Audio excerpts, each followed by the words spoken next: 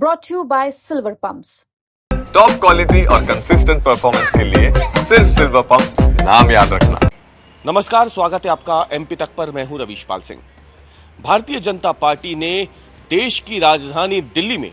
27 साल का सूखा खत्म कर दिया है। वो वनवास जो शीला दीक्षित के पहली बार मुख्यमंत्री बनने के बाद से शुरू हुआ था बीजेपी का, वो वनवास आखिरकार खत्म हो गया है। भारतीय जनता पार्टी ने बड़े बहुमत के साथ दिल्ली में सरकार बनाने की तैयारी कर ली है। इस बीच आपको बता दें कि जहां देश भर के सभी सांसदों और विधायकों को भारतीय जनता पार्टी ने दिल्ली के विधानसभा चुनाव में झोंक दिया था, उसी में मध्य प्रदेश भाजपा के भी कई बड़े और कद्दावर नेता थे जो लगातार बीते कई दिनों से दिल्ली चुनाव में रह करके भारतीय जनता पार्टी के प्रत्याशियों के लिए समर्थन कर रहे थे। मुख्यमंत्री मोहन यादव हों, कृषि मंत्री शिवराज सिंह चौहान हों, केंद्रीय मंत्री ज्योतिरादित्य सिंधिया हो, बीजेपी के प्रदेश अध्यक्ष वीडी शर्मा हो, या फिर मध्य प्रदेश के पूर्व गृह मंत्री नरोत्तम मिश्रा हो, जिन्होंने सबसे लंबा समय दिल्ली चुनाव प्रचार में दिया था। इन तमाम दिग्गजों ने बीजेपी के लिए एक तरीके से डेरा डाल दिया था दिल्ली विधानसभा चुनाव में, और भारतीय जनता पार्टी का जो संगठन है उसका दम एक बार फिर से दिल्ली विधानसभा चुनाव में देखने को मिला है। दिल्ली विधानसभा चुनाव में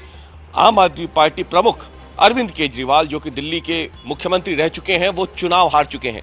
दिल्ली के उप मुख्यमंत्री मनीष सिसोदिया चुनाव हार गए हैं। आम आदमी पार्टी के कद्दावर नेता सौरभ भारद्वाज चुनाव हार गए हैं। और ऐसे में आपको बता दें कि बीजेपी के इन बड़े बड़े नेताओं ने, कद्दावर नेताओं ने जिन जगहों पर बीजेपी प्रत्याशियों के लिए वोट मांगा था, भाजपा मध्य प्रदेश भाजपा के नेताओं ने, उन ज्यादातर सीटों पे भारतीय जनता पार्टी की जीत हुई है। और बीजेपी मध्य प्रदेश में भी इसकी अगर देखा जाए तो भारतीय जनता पार्टी कार्यालय में इसकी खुशी जो है वो मनाई गई। प्रदेश अध्यक्ष वीडी शर्मा हो या फिर बीजेपी के तमाम दूसरे नेता हो, कार्यकर्ता हो, वो बीजेपी कार्यालय में जुटे, उन्होंने इस जीत की खुशी मनाई। लेकिन दूसरी तरफ अगर देखा जाए तो बीजेपी का जो संगठन है, जो काम करने के लिए जाना जाता है, खासतौर से चुनाव लड़ने की मशीन के रूप में जिस संगठन को देखा जाता है, उस संगठन ने अपनी ताकत का एहसास एक बार फिर से करा दिया है कि भारतीय जनता पार्टी का जो संगठन है, जो कि मध्य प्रदेश में काफ़ी ज़्यादा मजबूत माना जाता है,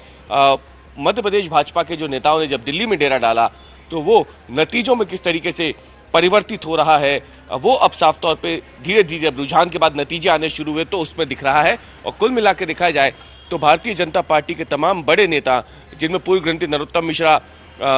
मुख्यमंत्री मोहन यादव हों, पूर्व मुख्यमंत्री केंद्रीय कृषि मंत्री वर्तमान में शिवराज सिंह चौहान हों, दिल्ली भाजपा के अध्यक्ष हों, या फिर मोहन कैबिनेट के तमाम मंत्री हों, या मध्य प्रदेश भाजपा के विधायक हों, इन सभी लोगों ने जिस तरीके से वहां डेरा डाला था देश के तमाम दूसरे नेताओं के साथ, उसका असर दिल्ली में 27 सालों के वनवास को खत्म करने के रूप में अब भाजपा के सामने दिख रहा है। जहां शीला दीक्षित जब पहली बार मुख्यमंत्री बनी थी और बीजेपी राज्य की सत्ता से बाहर हुई थी, काफी कोशिशों के बावजूद भारतीय जनता पार्टी 15 सालों तक पहले कांग्रेस से लगातार हारी, और जब शीला दीक्षित का सूरज अस्त हुआ और तब अरविंद केजरीवाल का सूरज उदय हुआ था, और तब अरविंद केजरीवाल और आम आदमी पार्टी जिस तरीके से एक नए सूर्य के रूप में दिल्ली की आसमान पे विराजित हो गए थे, उसके बाद से लगातार 3 चुनाव बीजेपी वहां हारी और चुनाव नहीं, अपनी सरकार नहीं बना पा रही थी। और अब आखिरकार 27 सालों के बाद ही सही, लेकिन भारतीय जनता पार्टी ने अपने संगठन के बूते और बीजेपी के जो सबसे बड़े चेहरे हैं देश के प्रधानमंत्री नरेंद्र मोदी, उनके गारंटी के दम पे दिल्ली विधानसभा में जबरदस्त जीत हासिल की है और दिल्ली में 27 सालों का अपना वनवास खत्म किया है।